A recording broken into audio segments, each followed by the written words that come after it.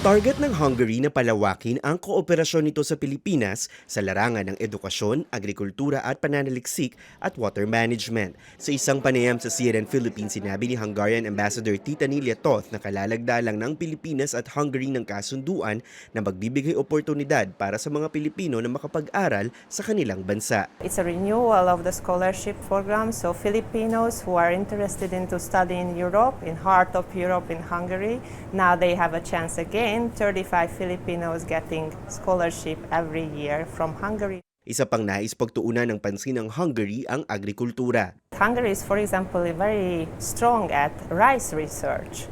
So our rice research center is cooperating with the FIR Rice. Isa rin sa ipinagmamalaki rin ng Hungary ang teknolohiya pagdating sa pagdevelop ng mga uri ng bigas na kakayanin ang pagpapalit-palit ng klima.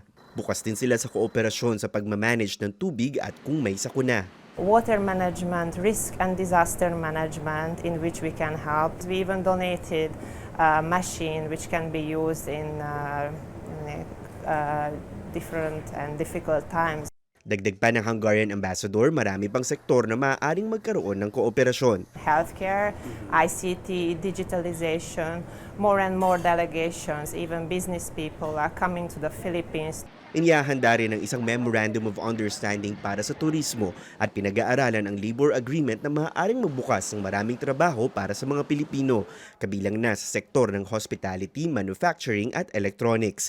Base sa datos, nasa 800 ang mga OFW na nasa Hungary. Tristan Udalo, CNN Philippines.